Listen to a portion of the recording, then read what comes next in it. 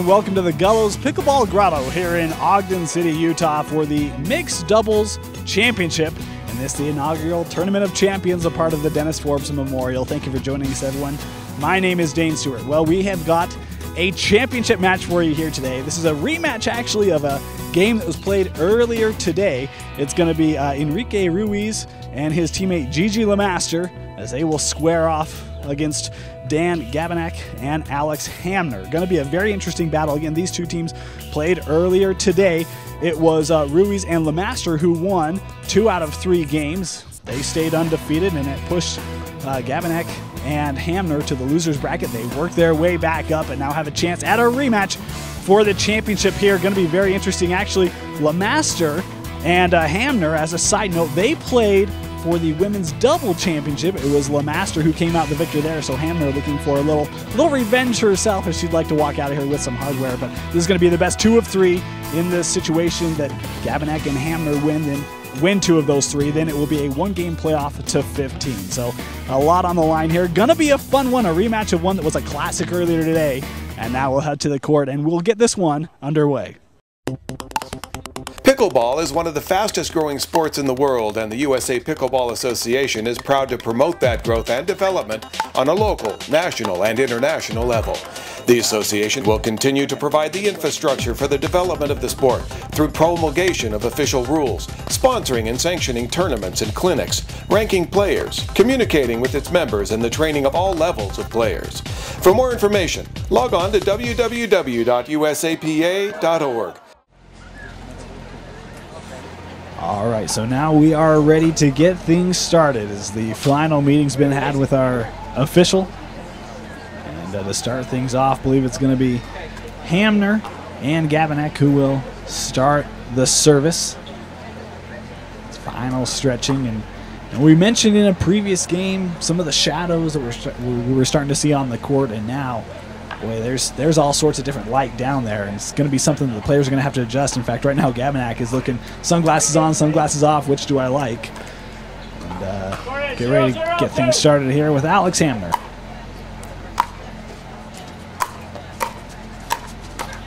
Oh. Like we did last game, it always takes a few points. They don't care if they get down 4-0. Just get back into their rhythm and get their feel of the game, you know, because that's not a normal mistake that he'll make. Yeah, well, and we have seen so many comebacks, you know, a team being down 5-1, 7-1, whatever it may be. That time too much on it from Hamner's side out now. 0-1-1.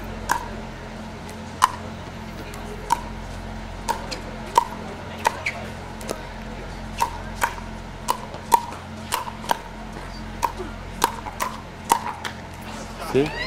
Yeah, I told you she's a little different player than the last one. She's a defensive player. She doesn't care how hard Howie comes at her, if you want to know the truth. Well, I was going to say it was interesting because we are seeing a lot of high shots being played by Gabanek and Hamner. Yeah. And, you know, Gigi just happy just to hit those right back to him. Ends up getting the mistake and the point. See? Alex tried a shot that she shouldn't this early in the game. She should have stayed with the thing. Yep. You know? Yeah. She wants to see what Gigi's going to do. 2-1-1. 2-1-1 now.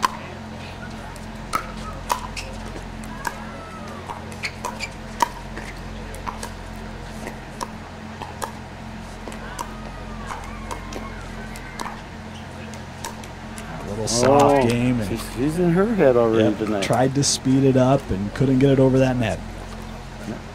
She's talking to herself a little bit. Boy, what a solid start by Gigi Lemaster. Oh, yeah. We're talking off air that Lemaster had some problems in that women's final yesterday, but she has been strong so far here today as she hits that one in the net right on cue. Well, every once in a while you got to change your. You got to get the adrenaline flow evened out. Well, very rare to play a perfect game, right? It is. There's no such animal. Yeah. And we got it right over the net. Ooh, it was a really good idea, just had way too much on it. You know, they get so mad at themselves sometimes. When they really talk to themselves, if you're down on that court, you hear some strange stuff. Oh, I'm sure. As you notice, we had an international flavor this year, and we start learning swear words in foreign languages. I think for sure there was a lady from Russia that was playing her Canadian Russian. And I know she swore a few times in Russian, but we don't know. I think she just said that I think I'll take my dog for a walk. I think that was the literal translation. Oh, look at that. Dan's in it. Wow, really nice scoop that time. That one is long. He's talking. Yep. He's so tall. He's almost as tall as this platform. And Enrique's he's a broad person. He's he big. takes a lot of space on that court. Yep. Wow, what a shot.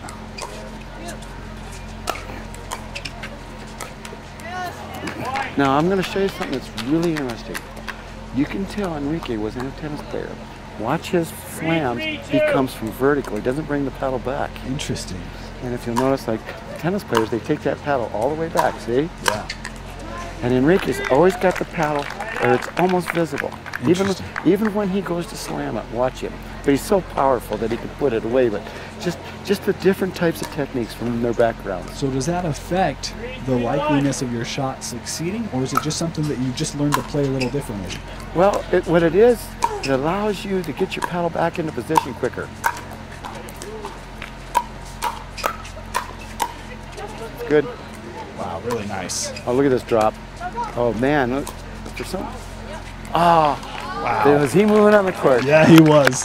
You got to think about that. He had to go all the way to the backcourt to save that drop, and then he had to come all the way up to that no volley zone and just sent it long. Really played very well by Lemaster and Ruiz. Well, they wouldn't be here. The thing is that they earned to be here. If you'll watch. Oh, what a shot by Hamner, right on the line. Yeah. If you'll watch, like Enrique's swing is so smooth, it's like it's no power at all. It's kind of almost slow motion sometimes. Well, you mentioned he always plays with that forehand, and the fact that he doesn't bring his paddle all the way back probably allows him the opportunity to do that because he doesn't have such a motion coming into a swing.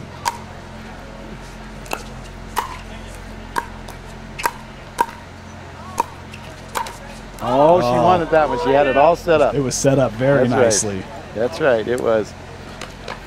But I have seen, in the old days, the rules were not, there were a little gray areas. Enrique showed up at the tournament one time playing with 2 paddles. Nothing in the rules said he couldn't do it. He had one in each end. Really? Yes. Interesting. They since have straightened that out. But I mean, we're talking back at time. I mean, there's, he's a very, very student of the game. Well, and you have to realize pickleball's still a relatively new game. I mean, we were talking outside of this, and how long has the association been around? Not real long. Well, the new association's been around since, I'm going to guess at this a little bit, I'm thinking about 2003, 2005. Yeah. It was originally done in the 90s as an association, but the game started in mid-60s. It was a great high school PE thing. That's my association. Yeah. Did you see how she was ready to whack it? And he called it. And he called her out. Let her know that's going to be out. See? Impressed he's able to see that from the other side of the court, though. Oh, right? yeah. It's a feel thing. Sure. And these players know when they step on that non-volley zone line. 4-5-2 is going soft now speeding it up, and it's Gabernack who's able to hit it home. Now that there is textbook, right there. Boom, boom, boom. Center guy, boom. Yep. Just lull him into a slower rhythm and then power it. That's right. 5-5-2 now on the Hamner service. Oh, what a placement. That's why she's one of the best. She took Dan on and placed it just perfect outside. Beautifully done, right on that sideline. 5-5-1. 5-5-1 now for Ruiz. Did you see him hit that left-handed? Sure did. So he sometimes will fake everybody out, but he's one of the few that can do that. Yeah. Well, the speed of the game, you wouldn't think it would allow you to do that. But again, look at his motion. It's a very short stroke. Oh, nope. Oh, she tried to talk it over. That's right. Sometimes you'll even puff on it. Kind of blow it over. I thought it was going to be very, very close. She almost was able to get that back over. Yeah.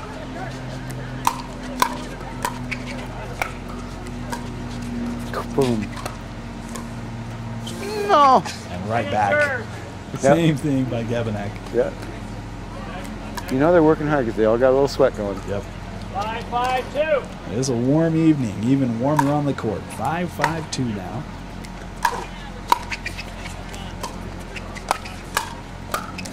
Oh, that one. If you'll notice Hit his, him right on the hand. do you notice Enrique's strokes never more than 18, 24 inches? Yeah, it's really interesting. And these players don't want a new ball. Yeah. They want to stay with the ball they've been playing with. Well, it's interesting because you watch a player like Hamner, and she's got that full swing. She looks like a tennis player, and then you see Ruiz, and you mentioned it. It's a much shorter stroke, That's right. certainly a different type of player. He's a very smooth hitter. Look, he's waiting. He's got the...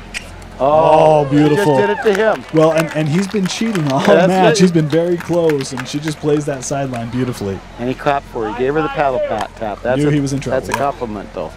When a player gets a good... Interesting. So, who's your lines person?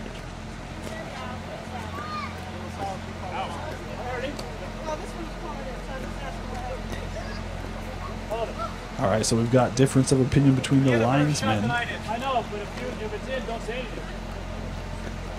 Now we're going to clarify it. That's good. The referee Ruled took control. Good to see as well. Refereeing these guys are excellent because they're all good players. They know the rules as good as the referees do.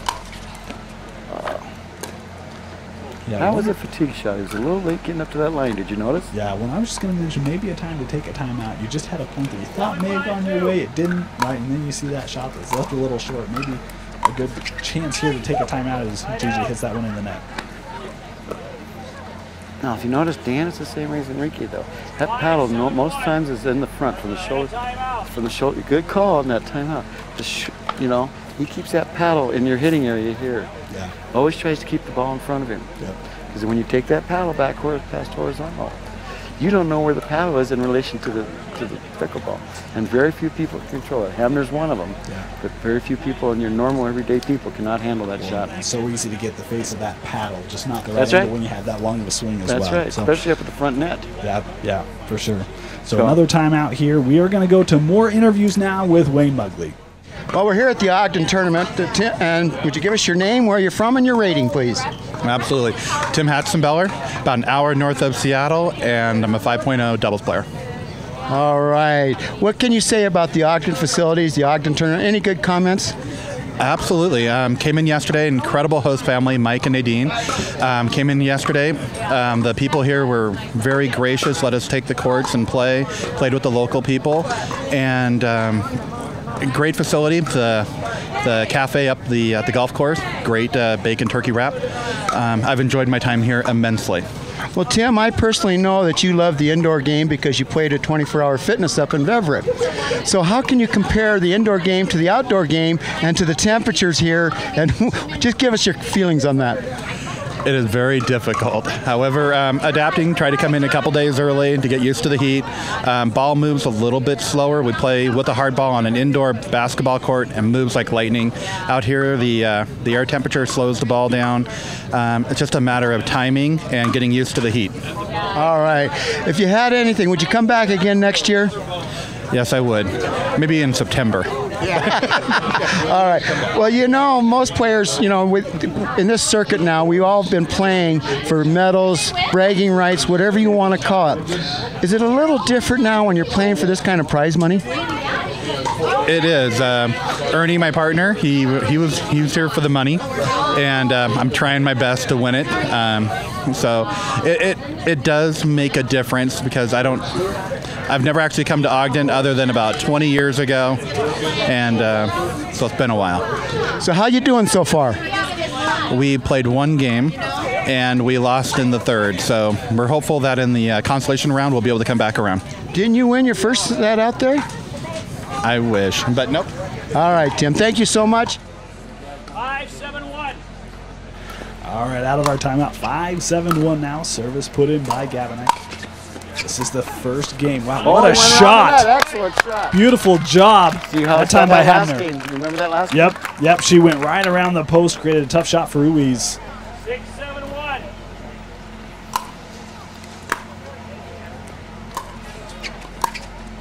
It's the first match here in our mixed doubles championship. course, it was LeMaster and Ruiz who came in through the winner's bracket, so they have to be beat essentially 3 times. Oh, she touched it. We call that hook and sink. Yeah.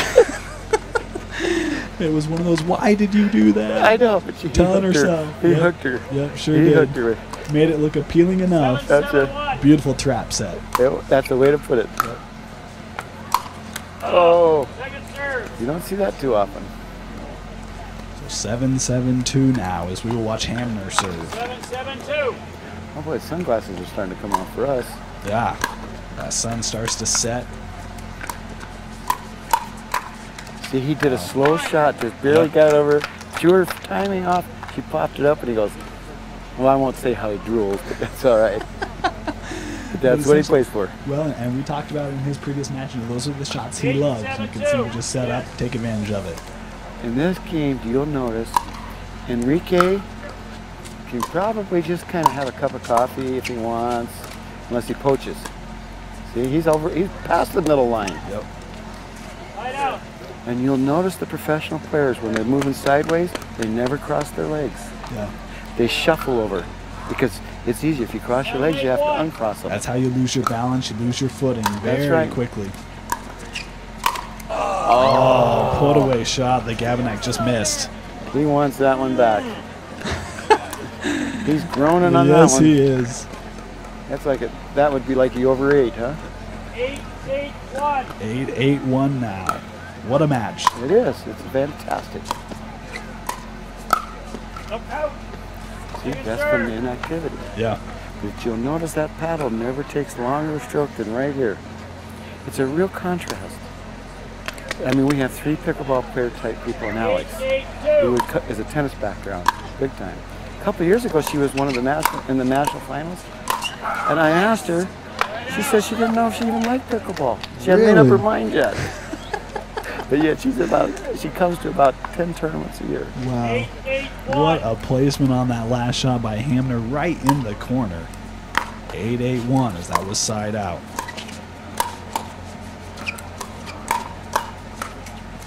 But you notice here how fast, if they make a mistake, they forget about it. That's right. You have to. You can't. And the game is too short to hold on to it. And they don't dwell on that. They don't dwell on that mistake because they got to move right on. Because boom, you're playing the next point. Yep.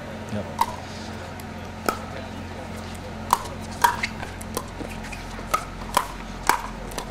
Oh. Second serve. Yeah. Nice shot that time, trying to go right in between Gabanek and Hamner. 9-8-2. 9-8-2. Seesaw battle. Has been all game. Really haven't seen those big leads in this game. Enrique hasn't been getting a lot of shots, has he? No, he hasn't. So that one again, just one of those raw moments, right? Just not really in the match yet, not in the flow of it. Well, he's not getting the shots. Well, that's the thing. It's really hard. I think, and I'm surprised Dan's getting as many shots as why they're coming after Dan a little bit. Oh, she was back too far. See, she didn't come up. Yep. Got caught. Oh, people are moving down. Here we go. Dan.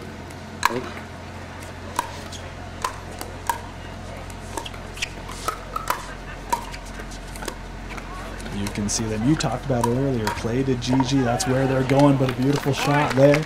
Made it tough on Hamner and a point to LeMaster and Ruiz. She can take the pressure. 9-10-1. They thrive on it at this level. 9-10-1. Oh. Second serve. Miscommunication. Yep. Slow shot. Yep. Just threw their whole timing off. 9-10-2.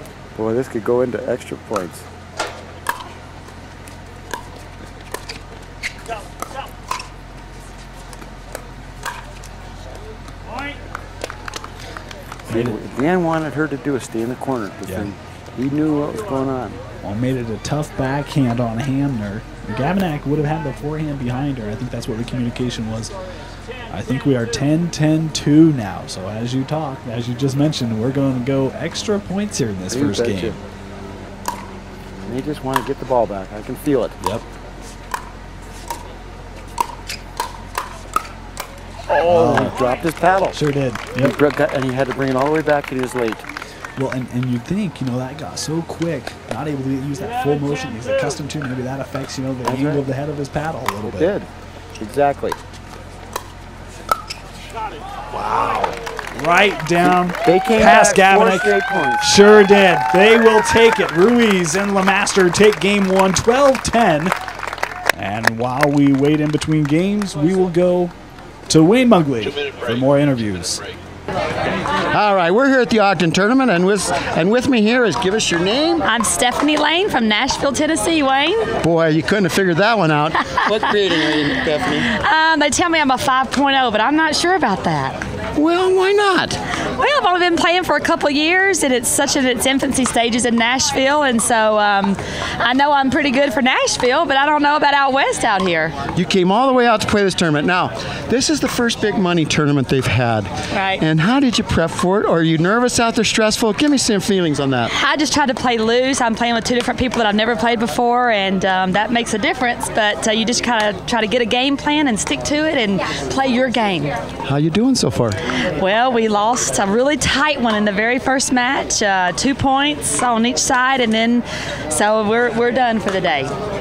Oh no, my bad. Well, you can go out there and help the other people, and you can go cheer for your favorite. That's so right. Tell me about what you think about the facility and the tournament itself. Oh, these courts are unbelievable. We would give our left arm just to have one of these courts in Nashville, or just simply some painted lines on a tennis court. But this is an amazing facility. All right. How'd the heat and the elevation affect you? Not too bad. Not too bad. It's as muggy and humid as it can be in Tennessee, so this is nothing compared to home. So. That's right. I didn't even think about that. Well, I can't say good luck to the rest of them, but thank you for coming. Tomorrow. Number one. How about for tomorrow? Tomorrow you're going to be great. All right. Thank you. Thanks, Wayne. Pickleball is one of the fastest growing sports in the world, and the USA Pickleball Association is proud to promote that growth and development on a local, national, and international level. The association will continue to provide the infrastructure for the development of the sport through promulgation of official rules, sponsoring and sanctioning tournaments and clinics, ranking players, communicating with its members, and the training of all levels of players. For more information, log on to www.usapa.org.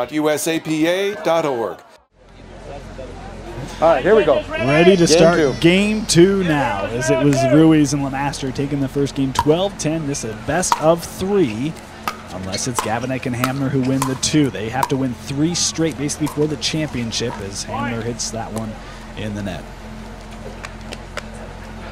I see a little bit of fatigue. See, he can put his hand up. He can either put his paddle.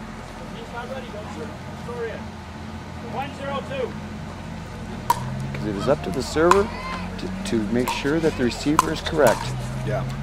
Oh, what a shot that time Right by on the line. LeMaster. Beautiful. Oh, I see what they're doing.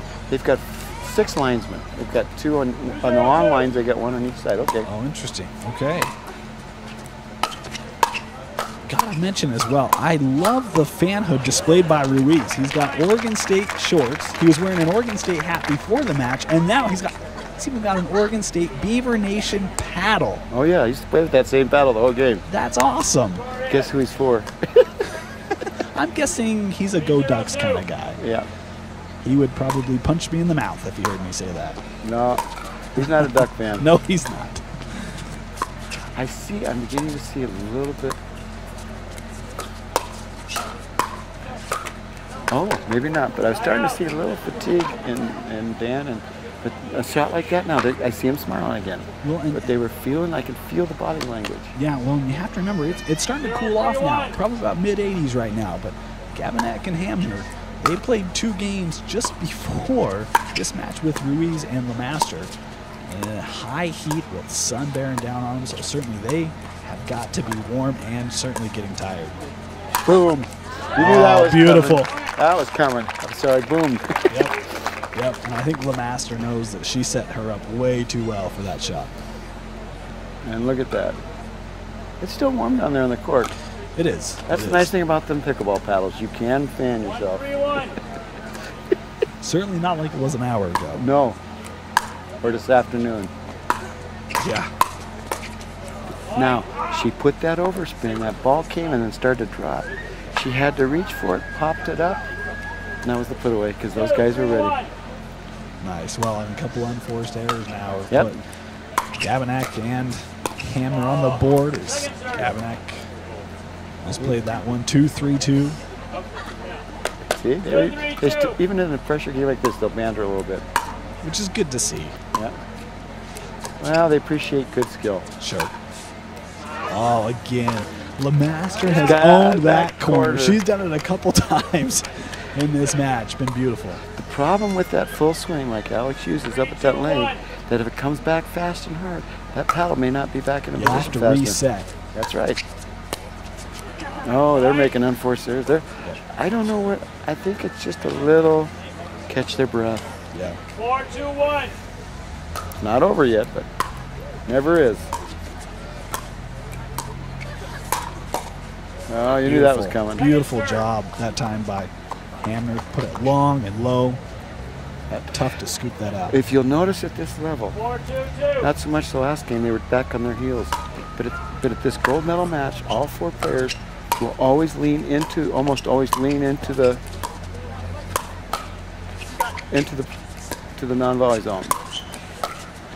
Which is legal. It Just is. can't step into the no-volley zone. And what that does is that ball gets to them faster.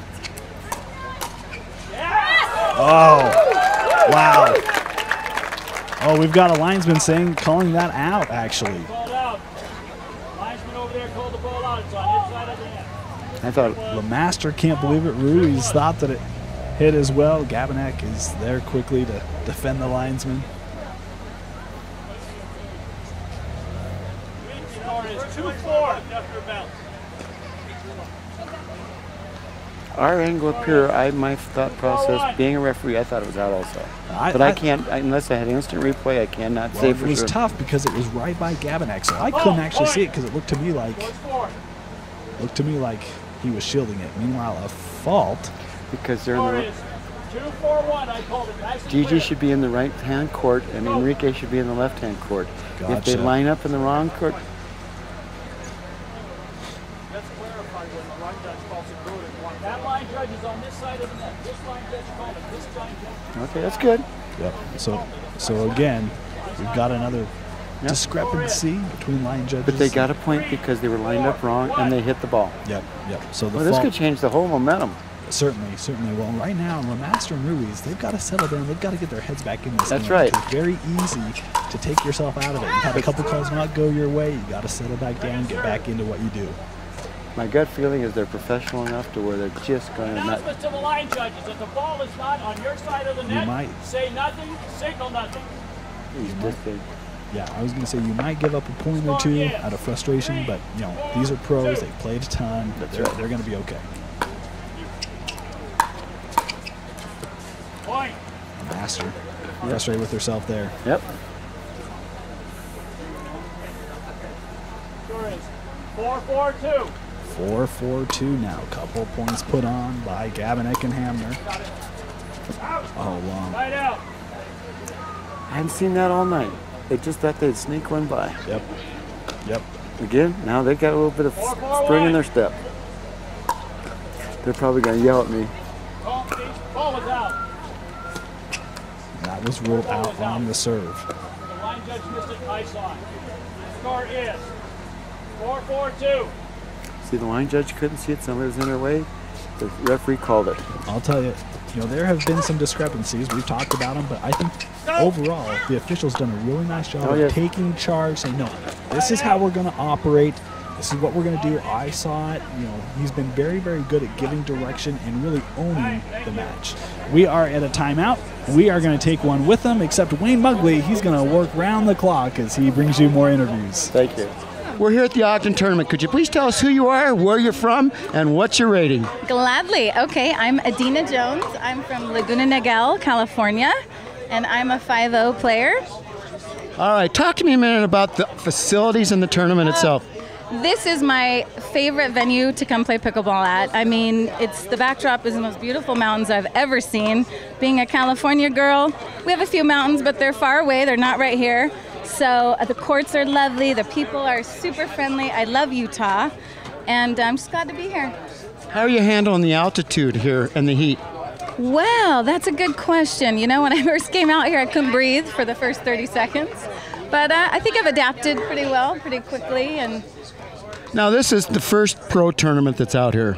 They've got some big money involved here for pickleball especially. Not like the national, but here's... Well, we know that. But I'm telling you, how do you prep for this one? Do you prep any different than you did for all the other 50 tournaments you played last year? You know, my preparation is basically, it's a lot mental preparation, actually, Wayne. People know me. I can be a little bit challenging mentally on the court, so I just go in with attitude and imagining myself winning that money, winning that medal, and having a good time while doing it, smiling and working hard and playing hard, never, ever, ever giving up on any point in any match, any game. So the stress is no different than the normal tournaments we all play in. Is that right? My stress comes from other things going on, but no, it's really not. It's enjoyable. Tournaments are stressful, but they're enjoyable all the same. Would you come back next year? I would love to. Is that an invitation? I would imagine it's going to be. Okay. So we're going to talk about that.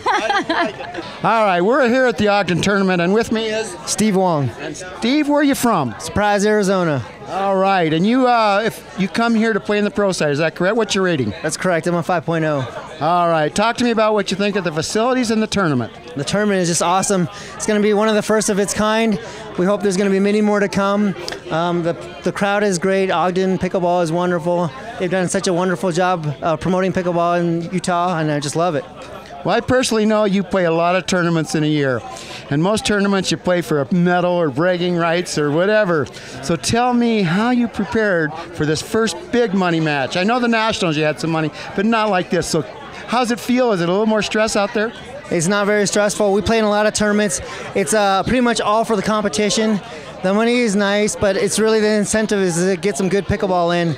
And like this is all the best players out here, so you got to bring your A game, and it's really nice to have it here in Utah.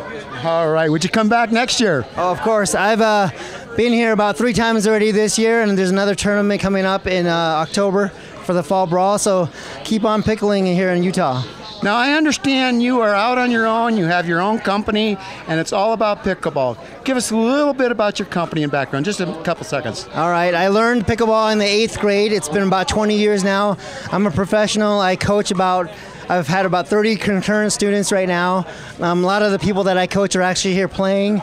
And my company is called Onyx Sports. We have the first pro shop in Peoria, Arizona. So come check it out. And the growth of the sport is just amazing. And it's because of people like Wayne Mugley here. Steve, thank you so much, and good luck to you the rest of the tournament. Thanks a lot. Appreciate it. All right, so done with the timeout. 4-4-1 now, making sure all the players are in position, ready to go. That one is out. That one was out. Yeah, very easy. And the linesman very definitive on that one. All right, here we go. Let's get him back in the rhythm. Oh, Dan, what are you trying? Trying to put some heat on that one. And catch her off balance, because he's trying to catch them all. Well, and not a bad idea, just coming out of a timeout. That was a good poach. I was just going to say the same thing. Ruiz, look at him. Had enough of that, took the offensive, and went right after Gavinak. He's ready. That's You're right. Gonna see a new Enrique. He's going to starting to do a little poaching, I'll bet. Told you he wanted that when he switched. Did you see him switch the valves on the handle? Sure did. Sure did.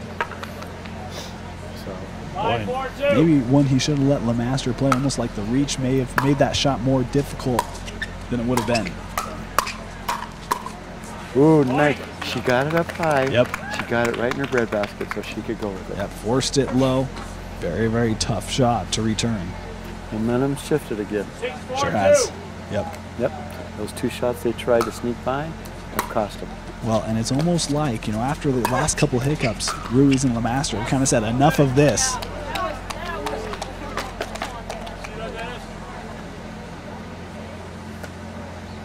It's so hard because if you're not out there, you put that ball next to that line, and it looks like it might be in because where it touches the green, it's a tough call. Yeah. You got 1/10 of a second to make the call.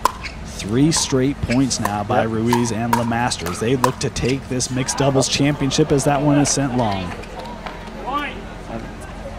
Now, Dan's a little perturbed by his body language. He is, yeah. Well, and you know what's interesting? Sometimes those sways, you can take them one of two ways. It can motivate you, or it can really deflate you. And I think for Ruiz, it's motivated him, and now we may see maybe a little bit of deflation. Going to be important for Gavinak to get a control on that.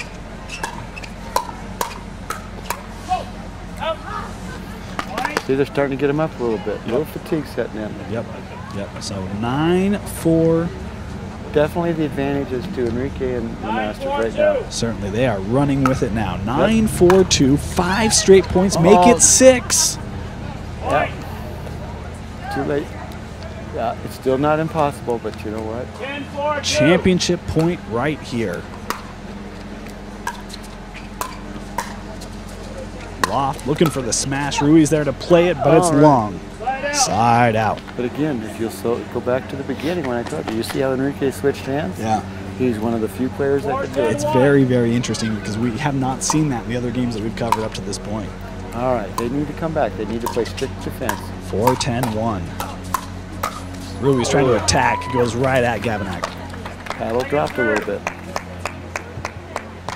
But you know what? They're still, no matter what, they're just great players. Yeah. 4-10-2. And I'll bet a dime to a dollar that if they could tonight, they would come back and play more pickleball. I'm sure they would. And can we extend this tournament? And no, not even forget the tournament. Just come back and play and giggle and laugh. And True. I have to mention one thing. As soon as this shot's over, as soon as this point's over.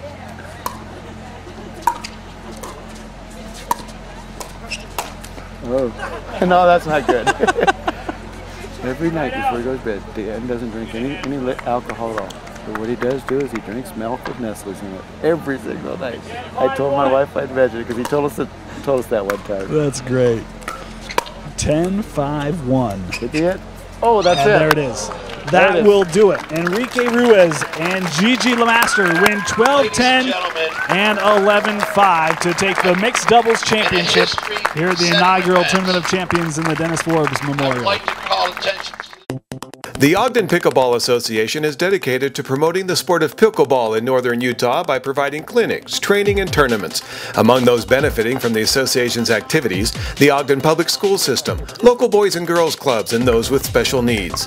The Ogden Pickleball Association extends a warm welcome and invitation for you to join the fun so many are discovering in Utah.